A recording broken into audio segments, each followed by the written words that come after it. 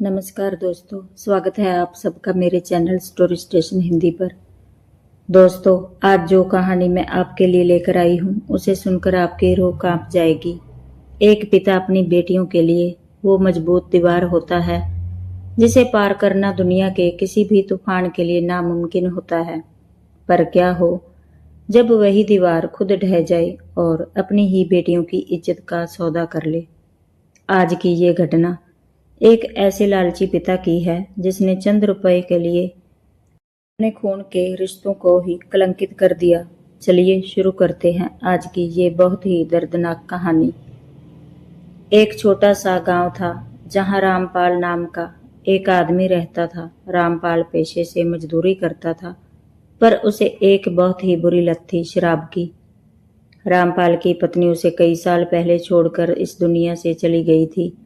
पीछे रह गई थी उसकी 3 मासूम बेटियां, पिंकी, पूजा और आरती। बड़ी बेटी पिंकी ने अभी अपनी पढ़ाई खत्म ही की थी और वह बहुत ही समझदार थी। माँ के जाने के बाद पिंकी ने ही अपनी दोनों छोटी बहनों को माँ की तरह पाला था।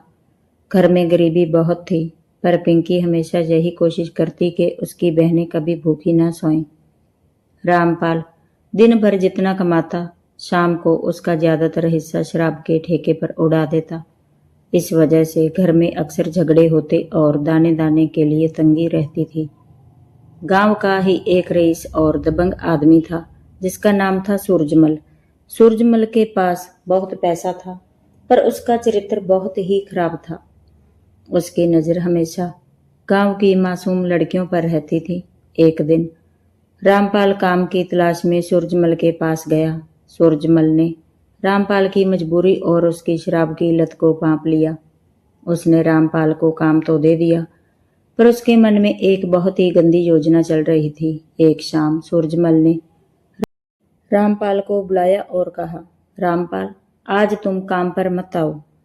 अपनी बड़ी बेटी पिंकी को खेत पर भेज दो, उसे कुछ हल्का काम सिखाना है। पिंकी जाना नहीं चाहती थी। उसे सूरजमल की नजरें अच्छी नहीं लगती थी। उसने अपने पिता से बहुत मिन्नतें की, पिताजी, मुझे वहां डर लगता है, आप मुझे मत भेजिए। पर रामपाल शराब के नशे में चूर था और सूरजमल ने उसे कुछ एक्स्ट्रा पैसे देने का लालच दिया था। रामपाल ने अपनी बेटी की एक न सुनी और उसे जबरदस्ती खेत पर भेज दिया। उस दिन सूरजमल ने उस मासूम लड़की की इज्जत के साथ वो खिलवाड़ किया जिसे सुनकर पत्थर दिल इंसान भी रो पड़े। पिंकी गिड़गिड़ाती रही, अपने पिता की दुहाई देती रही, पर उस भेड़िए को दया नहीं आई। पिंकी जब घर लौटी तो वह पूरी तरह टूट चुकी थी। उसने रोते रोते अपने पिता को सब कुछ बताया। उसे लगा था कि उसके पिता लाठी उठाएंगे और उस सूरजमल का सिर फोड़ देंगे, पर जो हुआ वो इंसानियत को शर्मसार करने वाला था। रामपाल जब सूरजमल के पास पहुंचा तो सूरजमल ने चिल्लाने या डरने के बजाय अपनी मेज पर 5 लाख रुपए की गड्डी रख दी। सूरजमल बोला, रामपाल, देख, ये 5 लाख रुपए हैं। अगर तू शोर मचाएगा तो तेरी बेटी की बदनामी होगी और तुझे एक धेला भी नहीं मिलेगा, पर अगर तू चुप रहा तो ये सारे पैसे तेरे हैं और आगे भी मैं तुझे पैसे देता रहूंगा। रामपाल की आंखों में उन रुपयों की चमक ऐसी चढ़ी कि उसे अपनी बेटी के आंसू और उसकी चीखें सुनाई ही नहीं दी। उसने चुपचाप वो पैसे उठाए और घर लौट आया। घर आकर उसने पिंकी से कहा, चुप रह, किसी को कुछ मत बताना वरना मैं तुझे जान से मार दूंगा। पिंकी सन रह गई। उसे अपनी आंखों पर यकीन नहीं हुआ कि ये उसका वही पिता है जिसकी उंगली पकड़कर उसने चलना सीखा था। लालच इंसान को क्या से क्या बना देता है, ये रामपाल को देखकर समझ आ रहा था। अब सूरजमल का डर खत्म हो चुका था, क्योंकि उसे पता था कि रामपाल बिक चुका है। कुछ ही दिनों बाद उसकी गंदी नजर रामपाल की दूसरी बेटी पूजा पर पड़ी। एक रात जब पिंकी घर पर नहीं थी, रामपाल ने खुद पूजा को सूरजमल के पास जाने को मजबूर किया। पूजा छोटी थी, डर से कांप रही थी, पर उसके अपने पिता ने ही उसे उस नरक में धकेल दिया। जब पिंकी को इस बात का पता चला तो उसका कलेजा फट गया। उसे समझ आ गया कि उसका पिता अब रक्षक नहीं बल्कि उनकी इज्जत का सौदागर बन चुका है। उसने अपनी दोनों बहनों को गले लगाया और उस रात उन तीनों ने एक ऐसा फैसला किया जिसे सुनकर पूरे गांव के पैरों तले जमीन खिसकने वाली थी। उन तीनों बहनों ने तय कर लिया कि अब वो इस जुल्म को और नहीं सहेंगी। जब रामपाल ने अपनी दूसरी बेटी पूजा का भी सौदा कर दिया तो उस रात उस कच्चे मकान की दीवारों ने ऐसी सिसकियां सुनी जो शायद पत्थर को भी पिघला देती। पिंकी ने अपनी दोनों छोटी बहनों पूजा और आरती को अपने सीने से लगा रखा था। पूजा का शरीर डर के मारे थर थर कांप रहा था और उसकी आंखें पथरा गई थी। वह अपनी बड़ी बहन से बस एक ही सवाल पूछ रही थी, दीदी, क्या पिताजी हमें प्यार नहीं करते? उन्होंने मुझे उस दरिंदे के पास क्यों भेजा? पिंकी के पास इस सवाल का कोई जवाब नहीं था। वह बस अपनी बहनों के सिर पर हाथ फेर रही थी और उसकी आंखों से बेबसी के आंसू गिर रहे थे। उसे वो दिन याद आ रहे थे जब उनकी माँ जिंदा थी। माँ कहती थी कि पिंकी, तेरे पिता भले ही थोड़े कड़क हैं पर तेरे लिए अपनी जान दे देंगे। पर आज वही पिता चंद कागज के नोटों के लिए अपनी ही बेटियों की आबरू की चिता जला रहा था। रामपाल अब पूरी तरह बदल चुका था। उन 5 लाख रुपयों ने उसके अंदर के इंसान को मार डाला था। वह अब हर रोज शहर जाता, महंगी शराब पीता और देर रात घर लौटकर अपनी बेटियों पर रौब झाड़ता। उसे इस बात का जरा भी मलाल नहीं था कि उसकी बेटियां किस नर्क से गुजर रही हैं। सूरजमल का हौसला इतना बढ़ गया था कि वह अब दिन दहाड़े रामपाल के घर आने लगा था। वह घर में ऐसे बैठता जैसे कोई दामाद हो और रामपाल उसकी खातिरदारी में लगा रहता। एक दिन सूरजमल की नज़र सबसे छोटी बेटी आरती पर पड़ी जो अभी महज 14-15 साल की थी। सूरजमल ने हंसते हुए रामपाल से कहा, रामपाल, बड़ी दोनों तो अब पुरानी हो गई हैं, अब छोटी वाली को कल खेत पर भेज देना। यह सुनकर पिंकी के पैरों तले जमीन खिसक गई। उसने भागकर रामपाल के पैर पकड़ लिए और रोते हुए बोली, पिताजी, छोटी तो अभी बच्चा है, उसे बख्श दीजिए, हमें जो सजा देनी है दे दीजिए, पर आरती को उस नरक में मत धकेलिए।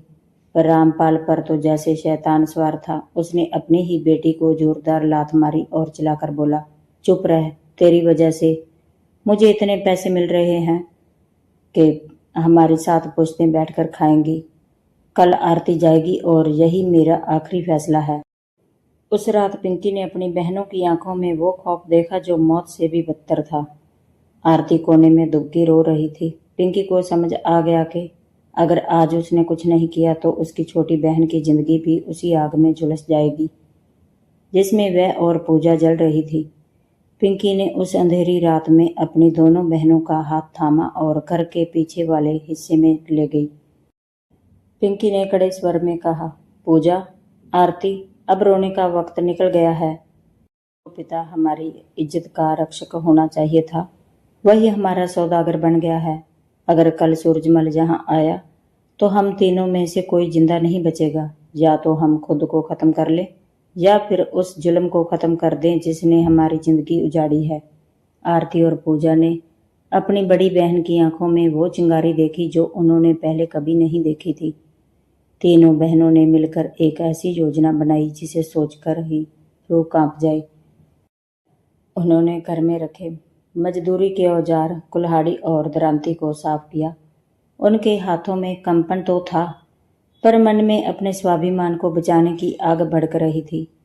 रात के 2 बज रहे थे। रामपाल शराब के नशे में धुत होकर खराटे ले रहा था। उसके सिरहाने वही रुपयों वाला थैला रखा था जिसकी वजह से उसने अपनी औलादों का सौदा किया था। तीनों बहनें दबे पांव उस कमरे में दाखिल हुई। पिंकी के हाथ में कुल्हाड़ी थी।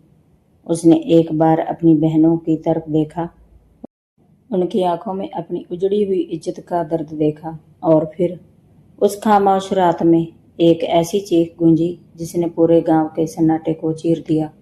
उस रात जो हुआ वह कोई अपराध नहीं बल्कि बरसों से दबे हुए गुस्से और जुल्म का विस्फोट था। उन तीनों बहनों ने मिलकर अपने ही पिता को मौत के घाट उतार दिया। उनके हाथों में अपने ही पिता का खून था पर उनकी आंखों में एक अजीब सा सुकून था। ये सुकून था अपनी सबसे छोटी बहन आरती को उस दरिंदे सूरजमल से बचाने का। रामपाल के खात्मे के बाद पिंकी रुकी नहीं। उसने अपनी बहनों से कहा, अभी काम पूरा नहीं हुआ है। असली भेड़िया अभी भी बाहर आजाद घूम रहा है। आधी रात को ही वह तीनों बहनें खून से सने कपड़ों में सूरजमल के उसी खेत वाले फार्म हाउस पर पहुंची जहां उनकी जिंदगी को नर्क बनाया गया था। सूरजमल वहां बेखबर सो रहा था। पिंकी ने दरवाजा खटखटाया। जैसे ही सूरजमल ने दरवाजा खोला, उसे लगा कि शायद पिंकी फिर से हार मानकर आई है। पर जैसे ही उसने पिंकी के हाथ में खून से सनी कुल्हाड़ी देखी, उसके होश उड़ गए। इससे पहले कि वह शोर मचाता या अपनी बंदूक उठाता, तीनों बहनों ने उस पर हमला कर दिया। सूरजमल अपनी दौलत और अपनी ताकत की दुहाई देता रहा, पर उन बहनों के कान बहरे हो चुके थे। उन्होंने उस दरिंदे को वही सजा दी जिसका वह हकदार था। सुबह होते ही पूरे गांव में हाहाकार मच गया। पुलिस आई और उन तीनों बहनों को गिरफ्तार कर लिया गया। गांव वाले उन पर थूक रहे थे, उन्हें पिता का कातिल कह रहे थे। पर जब पुलिस की तफ्तीश शुरू हुई और उन तीनों बहनों ने रो रो कर अपनी आप बीती सुनाई, तो सुनने वाले पुलिस अफसरों की आंखों में भी आंसू आ गए। जब घर की तलाशी ली गई तो वो रुपयों का थैला और सूरजमल के वो गंदे संदेशे मिले जो वह रामपाल को भेजता था। अदालत में ये मामला महीनों चला, पर देश की नज़रें इस केस पर थी। वकीलों ने बहस की कि ये कत्ल है, पर समाज के एक बड़े हिस्से ने कहा कि ये आत्मरक्षा है, स्वाभिमान की लड़ाई है। जज साहब के सामने जब छोटी सी आरती ने बयान दिया कि कैसे उसके पिता उसे बेचने वाले थे, तो पूरी अदालत में सन्नाटा छा गया। अंत में अदालत ने उन बहनों की मजबूरी और उन पर हुए जुल्म को समझा। हालांकि कानूनन जान लेना गलत है, पर परिस्थितियों को देखते हुए उन्हें कम से कम सजा दी गई और सुधार गृह भेज दिया गया ताकि वे अपनी नई जिंदगी की शुरुआत कर सकें। तो दोस्तों, ये कहानी हमें सिखाती है कि लालच इंसान को कितना गिरा सकता है। पैसा आता है और चला जाता है, पर जो इज्जत और रिश्ते एक बार मिट्टी में मिल जाते हैं, वो फिर कभी वापस नहीं आते। एक पिता का फर्ज अपनी बेटियों को समाज की बुरी नज़रों से बचाना होता है, ना कि खुद उनकी इज्जत का सौदा करना। और ये कहानी उन बेटियों की हिम्मत की भी है जिन्होंने साबित कर दिया कि जब नारी ठान ले तो वह चंडी का रूप धार कर बड़े से बड़े राक्षस का भी अंत कर देती है। उम्मीद है आपको ये कहानी पसंद आई होगी और इससे कुछ सीखने को मिला होगा। अगर आप मानते हैं कि उन बहनों ने सही किया तो कमेंट में बेटी बचाओ जरूर लिखें। मेरे चैनल स्टोरी स्टेशन हिंदी को सब्सक्राइब करना ना भूलें। अपना और अपने परिवार का ख्याल रखें।